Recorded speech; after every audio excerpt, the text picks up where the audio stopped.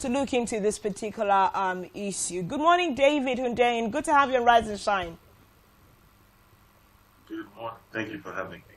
Thank you so much. Okay. We know that we have Ime Emmanuel here with us. Sorry. Ime Emmanuel, we'll be speaking with you also on the show. Good morning, David. Good morning. Okay. We know that oil and gas literally is like it's the one natural resource that Nigeria has put its energy on in the last couple of years, like all the years all of us can remember. We have left all the other things that we can actually drag power resources from and just settled in on oil and gas. But recently, there seems to be a lot of dirt coming up with regards to the oil and gas sector. I think myself and Ime saw one particular headline that said Mele Kyari would tell the truth soon. Yeah. He was saying he will soon tell the truth, and we are looking into all of these things.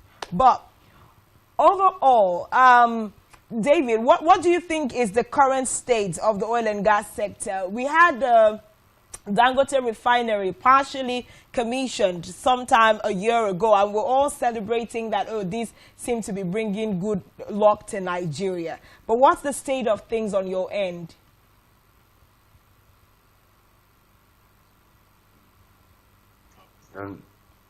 Sorry, can you hear me? Yes, we can hear you. Right, so, I don't think I should be answering a question about how things are from my end. I don't have any problem on my end, but certainly from a regulatory point of view in Nigeria, there appears to be a very big disconnect between the position of the regulator and the position of the Dangote refinery, for example. So we've seen the chair of the NUPRC come out a few weeks ago, for example, and make a few statements that I consider to be incredible coming from a regulator.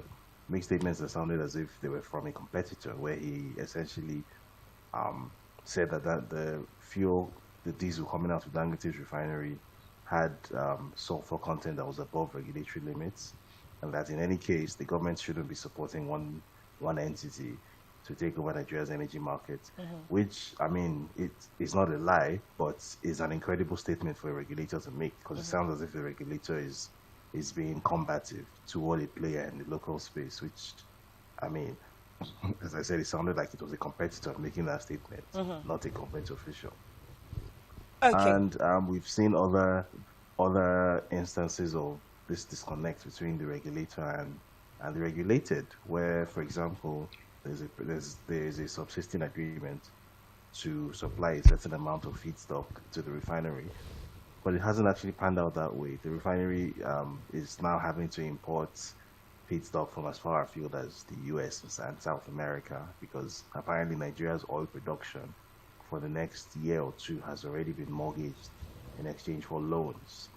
And somehow that decision was made without taking into account that as far back as during the Buhari administration, a commitment had already been made to the refinery to supply a certain amount of daily feedstock. So the oil and gas space now is in a very weird situation where it almost seems as if the tail is wagging the dog.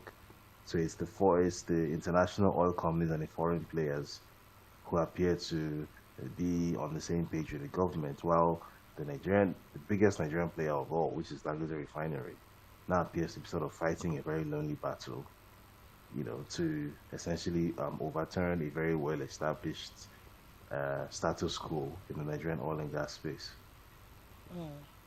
So there has been, in recent times, lots of expectations as to even the churning out of product from the Dangote refinery. And just of this morning, we see that the NNPC once again has actually postponed the Port Harcourt refinery opening date for the 6th time. If you would remember, the governments led by this administration had said as of December last year that, that refinery would be up. Would you think that there is some political undertone to the availability of working refineries in Nigeria? And is this also what is playing out toward the Dangote refinery? Because they also had promised to start delivering PMS to depot owners. Well, clearly the the position that has been adopted by the NNPC, which has shifted multiple times regarding the opening date of this Port Harcourt refinery, just shows that, as you know, as I have alluded to multiple times in the past, that a refinery which is under the control of the Nigerian government, historically, it's just not. The historical data tells you very clearly that it's just not going to happen. It's not going to work. Right. So, I mean, I turned 34 this year. In my 34 years on the planet, I can't think of a single year that I have followed Nigerian news, which I started following Nigerian news maybe when I was like 5 years old. And I can't think of a single year when I haven't seen that term, turnaround maintenance, being bandied around in the Nigerian, in the media with reference to the Port Harcourt refinery or the Warri refinery or the Gardiner refinery. They're always being turned around. Every year, money is budgeted for turnaround maintenance. And 1 year, 2 years, 4 years, 8 years, 10 years, 16 years, to 34 years, and it's still being turned around. And if I'm not mistaken, this is the sixth time over the past 1 year that the target date for the opening has been shifted. And it's still going to keep getting shifted because, quite frankly, the current Nigerian government and the people within the current Nigerian administration don't really see any benefits in local refining because, as I said, they're more aligned with the international players in the space. The international players, for avoidance of doubt, do not want Nigeria to refine its own oil. They don't think it's in their interest for Nigeria to refine its own oil. They very much want the status quo to persist, where Nigeria continues to cheaply export the feedstock for energy, but Nigeria itself suffers from energy poverty.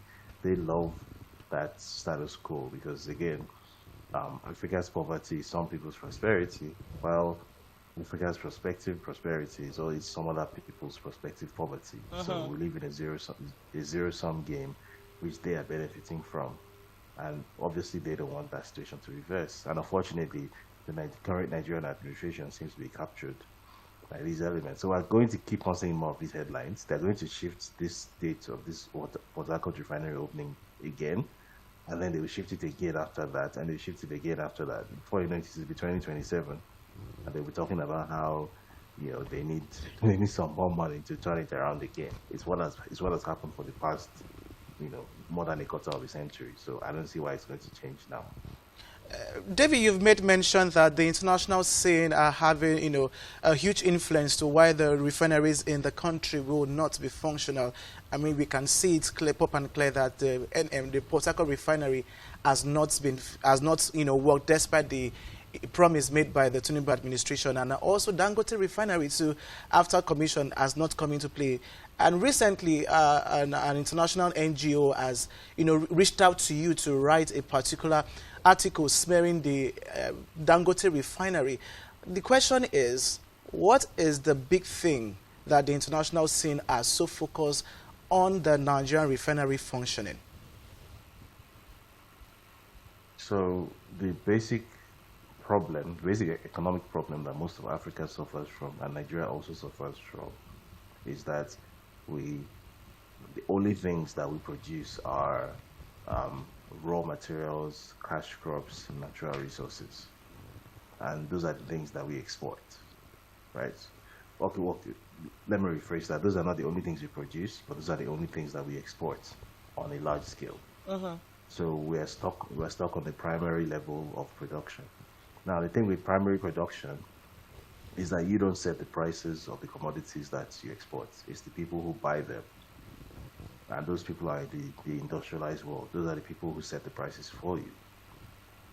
And then you have to import all the finished, or most of the finished products that you use. So by design, your economy is going to be poor by design, because the prices that you set, the prices that you receive for your exports are not set by you. And also the prices that you pay for your imports are also not set by you. So people are benefiting from you twice, and you are losing twice. That's how most African economies work. That's why, again, in my 34 years of existence on this planet, I have never seen a naira appreciate. That is why, because you are constantly, the value of what you are importing is constantly more than the value of what you're exporting. That is the case for Nigeria. That is the case for most of Africa.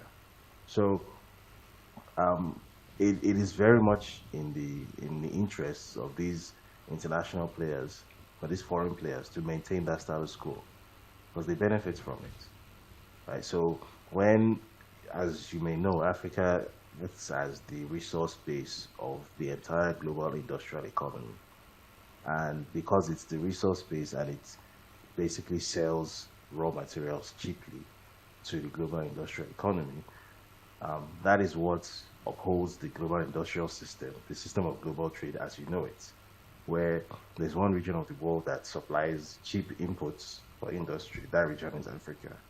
Then across most of Asia, and then to a lesser extent Europe and North America, then the beneficiation of those raw materials happens, and that's secondary production. And then across Europe and North America is where most of the retail, the consumption of these finished products and then service economy takes place. And as you also may know, the vast majority of the value of these services and finished products, the vast majority of this value is captured by the people who are in the secondary and tertiary levels of production. So for example, I've used the example of an iPhone before, where pretty much all the materials that are put together to assemble an iPhone, all those raw materials, tantalite, cobalt, your rare earth metals, all those things, they're mined from places like Kogi State. They're mined in DR Congo, right? And yet, when this iPhone is manufactured at the Foxconn factory in China and then it's sold to the US consumer for maybe $1,200, out of that $1,200, Africa is capturing maybe $70 out of that value, because that's how much you receive for the raw materials.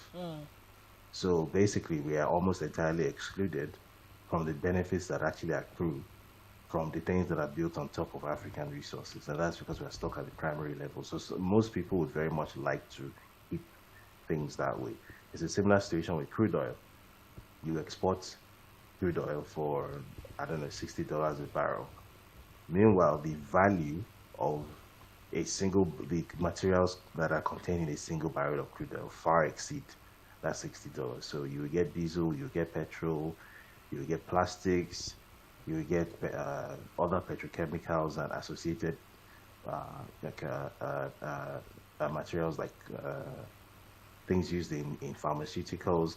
There's a whole value chain that comes out of that barrel of crude oil. And so ultimately, the value of that crude oil might be $600. Yeah. For Nigeria, will get $60. So it's the people who are refining and the associated industries around that refining space that get to capture the vast majority of that value. Now, where you have a Dangote refinery coming in, and as you know, it's by far the largest refinery in the Europe, Middle East, and Africa region. Now, it comes in and it does two things. First of all, because of its size and because of its newness, it's a lot more efficient than most of the European refineries in existence. So it's going to eat some of their lunch. So there are a couple of European refiners that are actually going to go out of business in the coming year or two when the Dangote refinery revs up to full capacity. They're not going to be happy about that. And then even more importantly, it now makes it such that if the Dangote refinery is able to start capturing feedstock from Nigeria, so in other words, Nigeria is not just exporting crude oil cheaply anymore. Nigeria is now beneficiating its own oil and then selling the actual derivatives of that oil. That means that those who historically have benefited from receiving that cheap input from Nigeria, they're no longer receiving that cheap input. They're now receiving a more expensive set of beneficiated items coming out of that crude oil. So they have to pay more money. They're obviously not going to be happy about that. And then the Nigerian economy now gets to capture more of that value that other people have historically been able to capture from the cheap inputs that we have been selling to them. So the status quo represents prosperity for some and poverty for us, while the future represented by Dangote Refinery and other institutions like that in similar spaces represents prosperity for Africa and poverty for other people. So As I said earlier, it's a zero-sum game. Some people are currently winning, we are currently losing, but developments like this are going to make it such that we start winning and some other people are going to start losing, and they are not happy about it for obvious reasons. Now, for listening to all of this you've just listed out, it goes on to show that there's going to be a lot of economic benefits for us, Nigeria, if we start, refining our own oil and even selling it across borders. And it brings the question: will you say that there are some people at the ends of affairs in Nigeria that are collaborating with these foreign forces to frustrate this, what we will call economic breakthrough, from happening to Nigerians? Yes, absolutely, 100%. There are people in the Nigerian regulatory spaces, in the Nigerian civil society, in the Nigerian media, who, for one reason or the other, have been captured by foreign elements, and their remit is to ensure that in some way, shape, or form, they're able to frustrate anything that can change the status quo. Because again, the status quo is very, very profitable. For some people, the entire system of global trade as we know it is built on this status quo of Africa exporting its raw materials cheaply. So basically, the day Africa starts to move into secondary production, as against just selling stuff that comes out of the ground, right? The day you start having refineries across Africa, the day you start having factories to process the things coming out of the ground across Africa, the day it's no longer the case that the African economic model is just foreign entities come in, extract from the ground, and then as soon as it comes out of the ground, is going as quickly as possible to the ports or into a plane to leave the continent so that it benefits the people on the ground as little as possible. The day that is no longer the case, the entire system of global trade as we know it will be completely changed to our benefit and to other people's detriment. So they are deploying pretty much all of the assets they have in the African and Nigerian spaces to ensure that this narrative of Africa moving up from primary to secondary production is attacked as much as possible. They even capture academics. So you have academic studies supposedly proving that it's in Africa's interest for Africa to just focus on exporting crude oil and rubber and cashew and tin and tantalite and gold in its raw form. There are supposedly research papers showing that that is supposedly Africa's comparative or competitive advantage.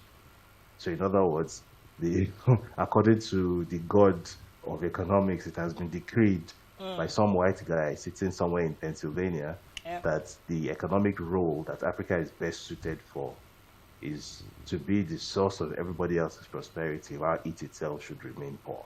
And unfortunately, we have such people in the Nigerian space as well who are very happy to parrot such narratives. You have people in the Nigerian space who parrot narratives talking, for example, about how Nigeria needs to do an energy transition away from fossil fuels. Meanwhile, by definition, energy transition means that you are transitioning from one type of energy to another. But when you suffer from energy poverty, you don't have energy in the first place. Nigeria literally does not have lights. Most people in Nigeria have never experienced 48 hours of unbroken electricity in their lives since they were born. When you're coming from that situation, what business do you have with any energy transition? What are you transitioning from? You have nothing to begin with. But we have people who parrot such narratives only too happily. So yes, unfortunately, we have many collaborators within the Nigerian space. Okay, so there's a lot of concern that, we have raised out of this.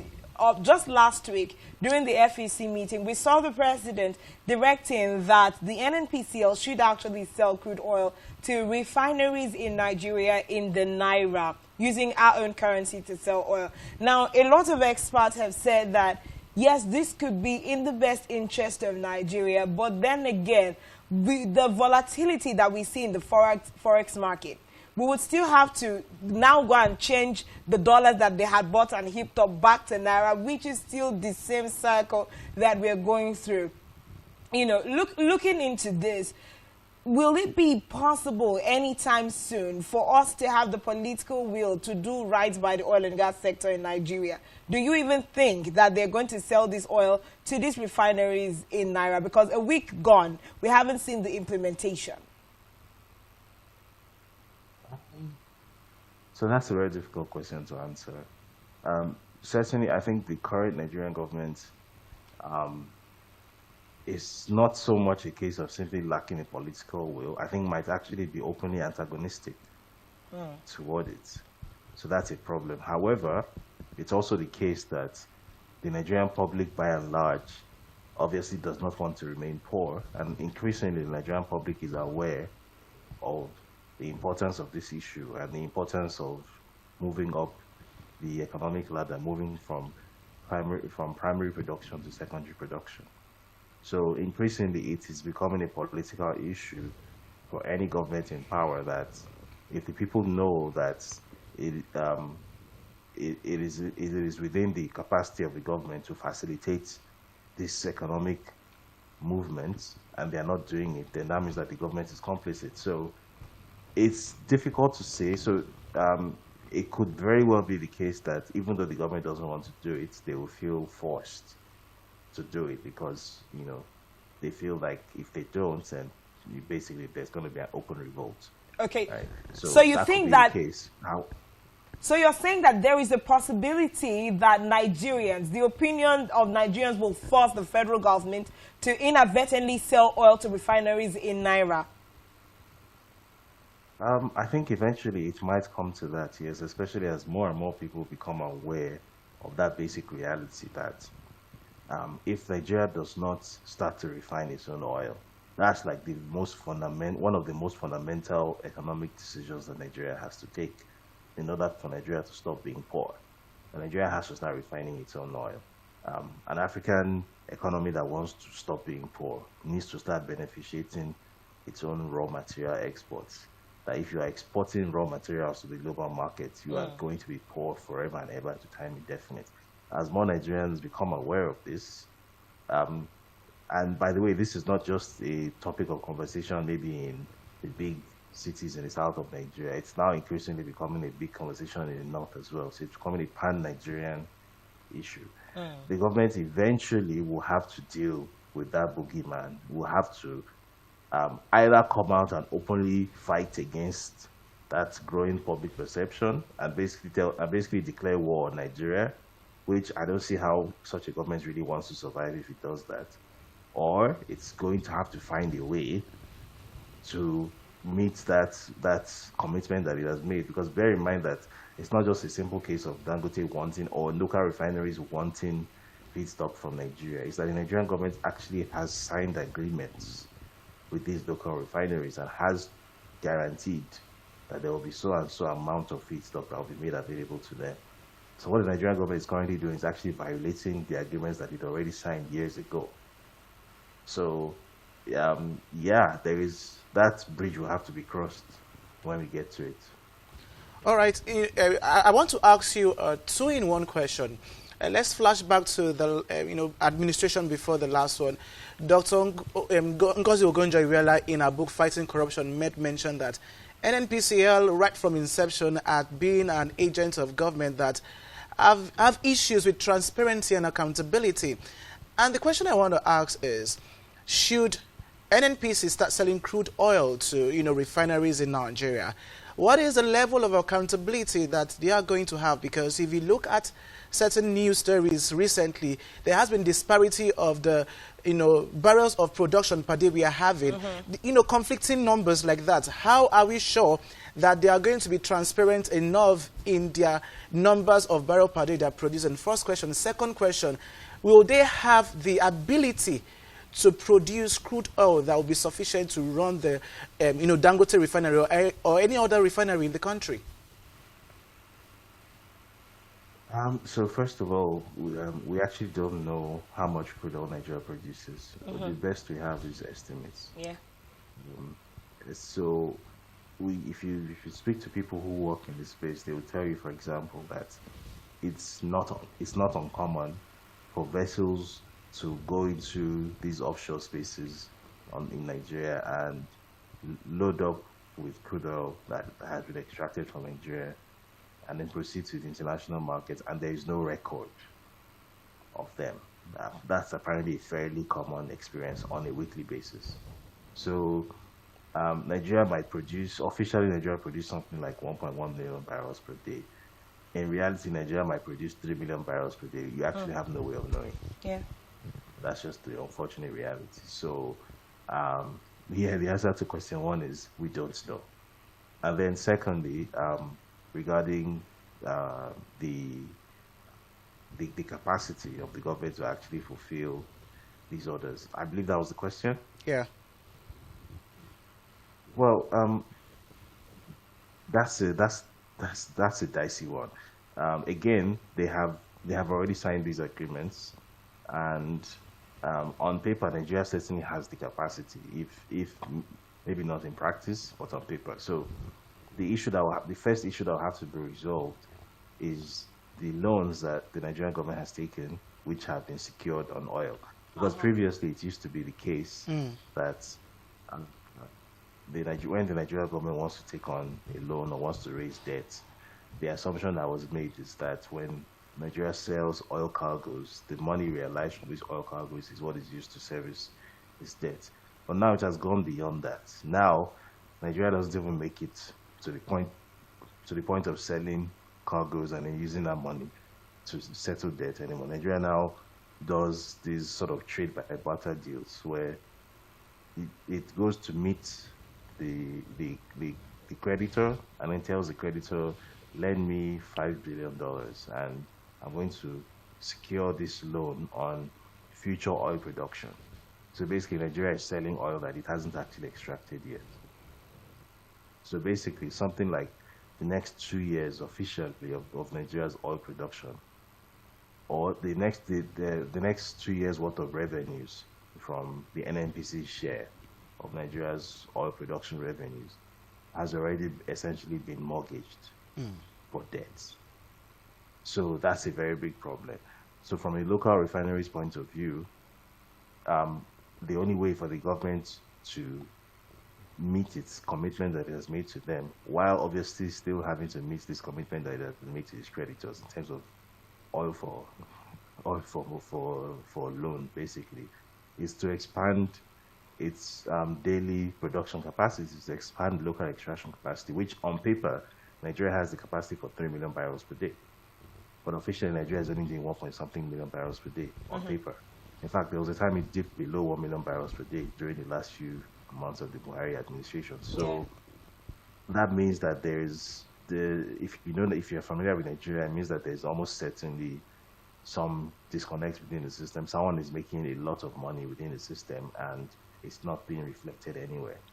So then the government will then have to have the political will to step in and ensure that that value, which is currently not being captured, is captured. But obviously, to do that, it will have to step on a lot of toes. Is a Tinubu government willing to tackle corruption in that manner? I don't think so. But I also don't think that a Tinubu government wants to be known as the government that actively tried to keep Nigeria poor. So again, we'll wait and see.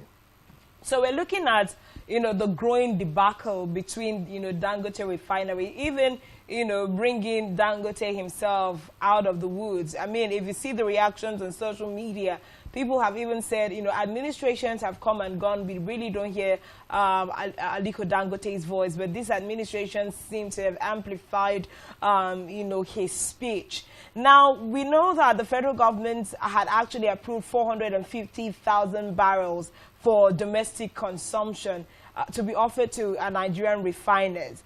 And Dangote refinery itself actually needs about 15 cargoes of crude to be able to, optimally produce. Now, NNPC had offered to give 4.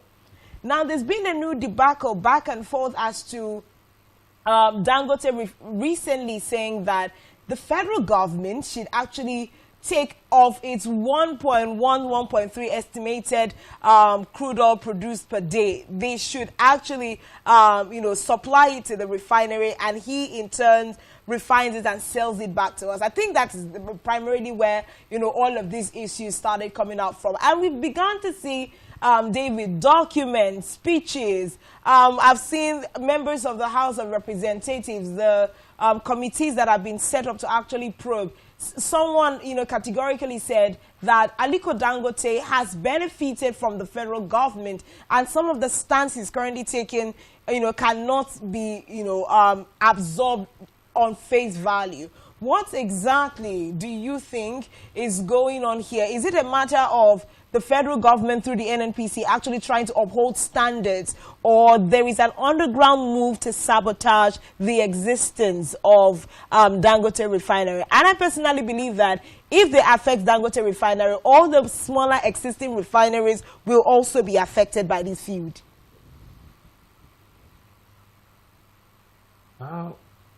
Sorry, I lost you for about 10 seconds there. I just heard the word feud. If you could go back briefly.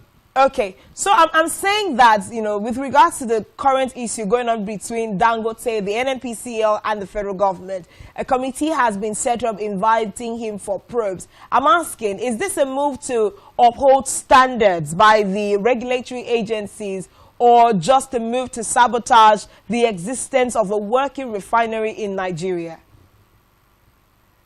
Well, I think it's political drama.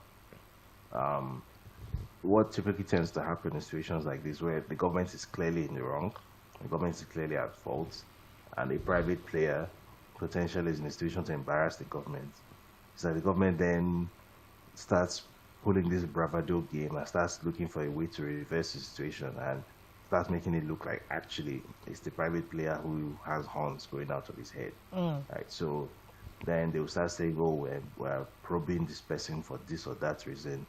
They will usually start talking about tax, that maybe this one hasn't paid tax or something, or this one is doing something wrong. They start looking for a way to give a dog a bad name so as to hang it.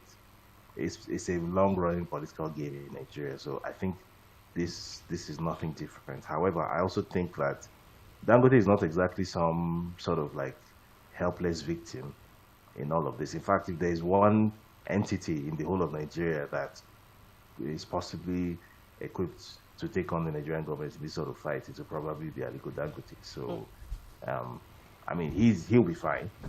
The refinery too, I guess, will be fine. It has to be fine for all of our sakes, because putting aside everything I've said about production or whatnot, even just for the fact that this is the largest single investment ever made in the history of West Africa. The single largest investment ever made, $20 billion. It will be nothing short of an absolute economic disaster for Nigeria and for Africa if the largest single investment ever made on an entire quarter of the continent is allowed to die, basically. Because what that would mean is that anybody who is ever going to invest one kobo into Nigeria again will look at that example and be like, you know what, somebody could invest $20 billion into a refinery, a private refinery, and then, you know, it actually started, you know, operations up to an extent. It's already, because it's already exporting cargoes of like diesel and gas oil and whatnot, jet fuel to Europe. And then after all of that, the government ensured that this thing died. Then, I mean, for me, that I want to invest my $2 million in whatever it is, what's the guarantee that they're not going to do the same thing to me? If they could do this to a whole Aliko Dangote, then who am I? Right? So it's in all of our interests for that refinery not to fail. So, however, I also do think that it's very unlikely that it's going to outrightly fail in an Ajaokuta sense, because for that to happen, I think that would be the kind of, for a government to actually allow that to happen or to try and make that happen, I think that government will basically have signed its own death warrant. I think that's the sort of thing that would justify the military actually coming to intervene, and I would be 100% in support of that, because that would be something you would classify as treason. So I would like to think that the Tinubu administration isn't quite as far gone as that, but again, we wait and see. Oh, this is really nice. But then the question, you were saying something about Dangote not being helpless in the face of this. Now, some of the probers have been saying that one of the things you had established us at the beginning of your conversation also, that, Dangote has enjoyed a form of monopoly in several sectors in Nigeria. Now, they were even agitating against him as to why the borders are not open for cement products to come in from our neighboring countries. Now, they're literally like, all of the waivers that they have given to the Dangote organization in years past, they're bringing it back and throwing it in his face. And it now looks like an approach to make him keep quiet about something. Now, the question is also, I'm going to the fact that the NNPCL and regulators continue to say that something in their contractual obligation is restricting them to supply local refineries, with crude oil. Now, like you have also suggested, isn't this a matter of national security, that we make sure that what is meant to serve the common man actually serves the common man? Yeah, it absolutely should be like that sort of political issue. However, again, the Tinubu administration being what it is, whether we want to accept it or not, whether we want to hear it or not, whether we like it or not, the Tinubu administration is one which, at the very least, is heavily influenced by foreign actors. It's very much aligned with, for example, the U.S. government. Some would go as far as to say that it's a U.S. puppet administration. So there are a lot of issues where it's very clear that we know what the right side of the issue is and what the wrong side of the issue is from a Nigerian or African point of view. But it's also clear that people have to sort of do the bidding of the people who put them there or the people who maintain them there. So there's this sort of very delicate balancing act going on between wanting to do what is in the interest of their backers and sponsors, and also not wanting to sort of put themselves in a situation where the Nigerian people go into open revolt. Because I think we've already seen like a preview of what is possible when the Nigerian people decide that they're not on board with this any longer. The recent protests gave just a glimpse of that. And I mean, I think they'll be very foolish to think that because those protests seem to have fizzled out now, then that means that the storm is over and calm and dry. I think those are just sneak previews. I think the next time that the people are frustrated enough to hit the streets, I mean, we saw those pictures coming out of the north. So we've seen just the level of frustration that there is on the streets. The minute it becomes clear that we have a government that is working with foreign interests to ensure that we all remain poor, the minute that becomes clear to everybody, then we're going to have a regime change conversation very, very, in a very unironical way. So I'd like to think that those in charge of the government in Abuja are smart enough to see this picture and will not allow themselves to be used to that extent. But again, fingers crossed, we wait and see. You've just made mention that the government, the current administration, is hugely influenced, and it's given the question that there's been rumors and allegations that there's a Malta refinery somewhere that has actually stopped the Nigerian refinery functioning. So I would like to ask you, as an investigative journalist, have you been able to discover something about the Malta refinery, if there is any, that has stopped the Nigerian refinery from working? No, I completely stayed away from that story. I consider that story to be a distraction. I mean, we know what the basic issues are. So, whether there is some facility in Malta or not really doesn't change the hypothetical price of Gary in the market. Because we've already known what the issues are. I feel like Nigerians look for these sort of entertaining stories a lot because they serve as a narrative distraction from what the real issue is. The real issue is not how do I put it now? It's not entertaining to discuss. It's not something that you sit down over beer and chicken to talk about. The real issue, which we spent 30 or 40 minutes discussing now, is a basic economic model of Africa, and the fact that foreign entities in collaboration with some local players are very much able and willing to maintain the status quo, and are trying their hardest to do that. And that status quo is African poverty. So be it whether they have some facility in Malta or the facility is in Cote d'Ivoire, wherever it is, it really doesn't matter, because the basic issue still remains that there are local and international players that want Nigeria and Africa to continue to be import dependent, and to continue to be completely reliant on exporting raw materials to have any sort of leverage in the global economy, that their place or our place in the global economy should continue to just be exporting raw materials like crude oil, and then be importing finished goods. So I guess the only part of this whole Malta discussion that I had any interest in, which wasn't directly related to the fact that there is supposedly some facility at Ran Hanzir, but really is the fact that the quality of the fuels coming out of those European refiners varies drastically. So the very high quality ones, they sell to the European market, and then the sort of dregs that they struggle to market anywhere else, the cargoes with very high sulfur content, or cargoes that have basically toxic waste, the toxic leftovers from the refining process, they then mix those with cargoes that are destined for West Africa. And that's how come, West Africa has some of the poorest quality fuels in the world. The sulfur content of West African fuels, so in Accra and Lagos, for example, has been tested, and it's anything from 200 to 1,000 times the legal sulfur limits in Europe. In 2006, there was a very famous incident where the oil trader Trafigura blended toxic waste into a shipment of petrol going to Abidjan, Cote d'Ivoire.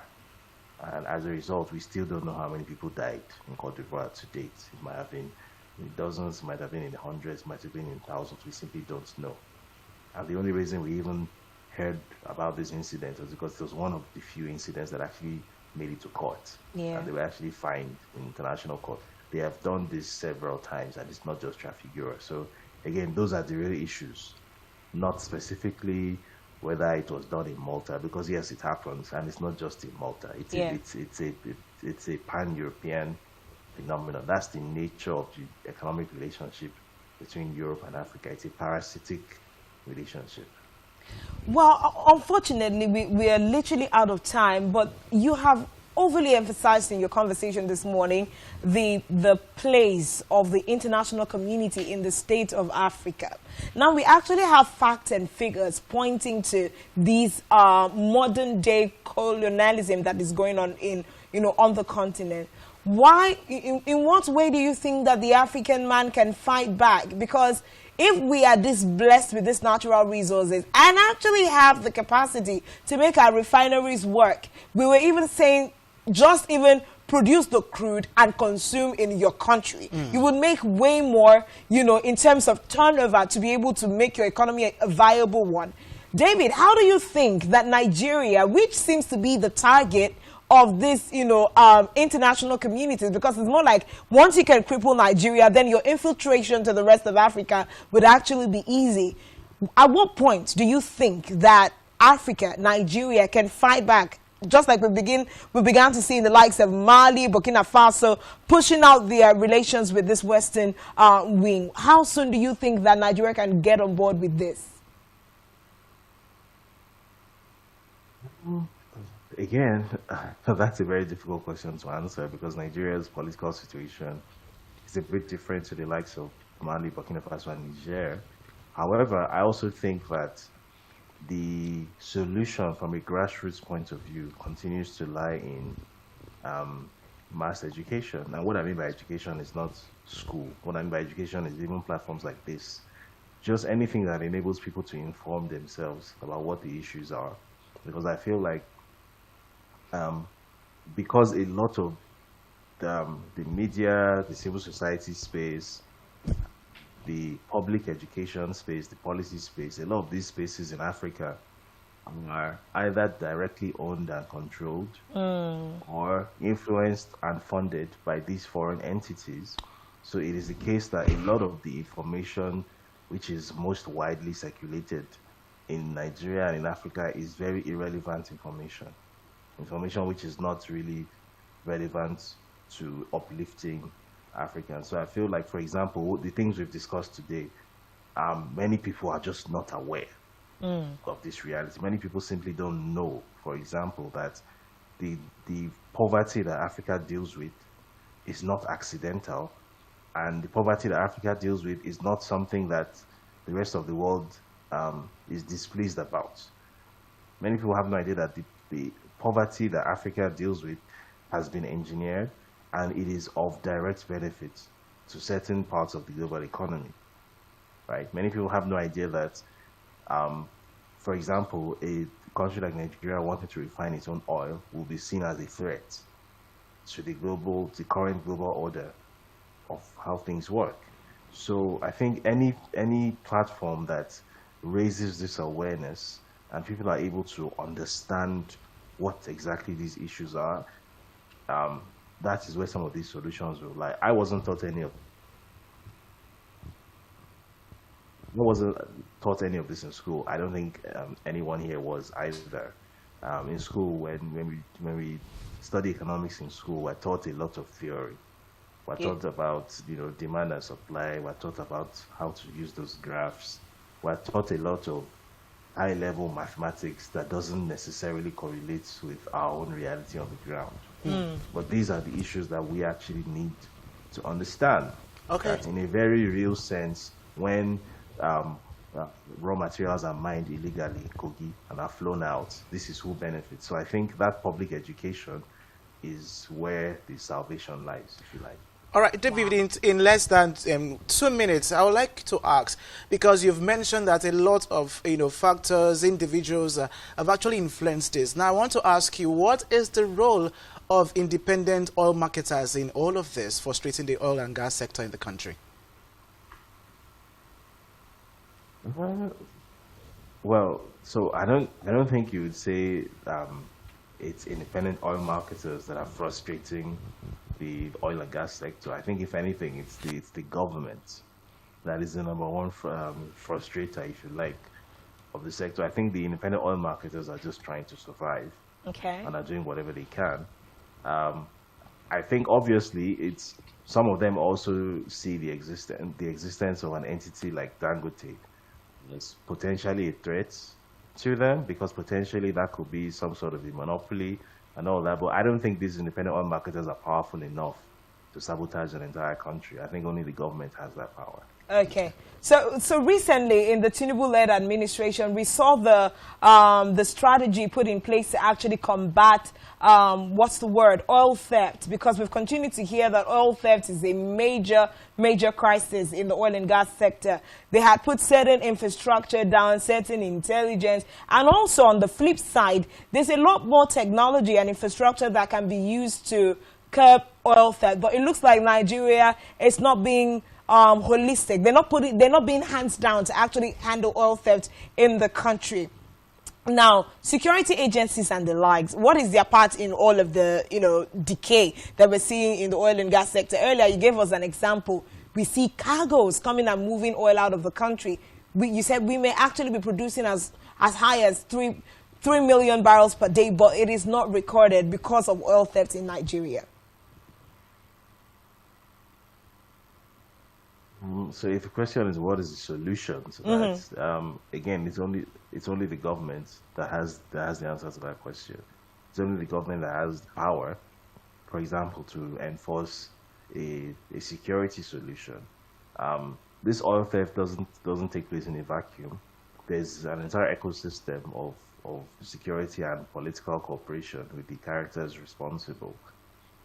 There are entities which, I mean, I don't need to mention any names, but we have people who are known, for example, to have been involved in militancy, or who are still involved in militancy, who have been essentially co-opted and have become part of the unofficial part of the system. They now call them security contractors, or Yeah. whatever euphemism it is we use to describe them.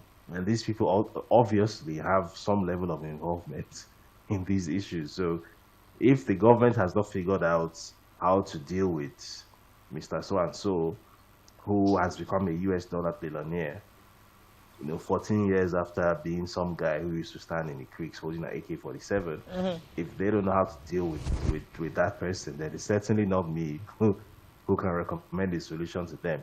They are the ones who have all of the power. They are the ones who have the intelligence networks. They are the ones who have all of the Navy, the Army, the Air Force. They are the ones who deal with the international players who are also involved on the other side of the transaction.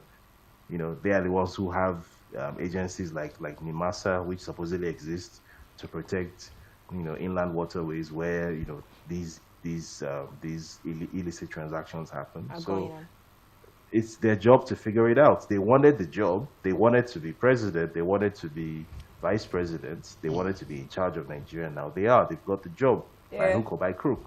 So they should do it.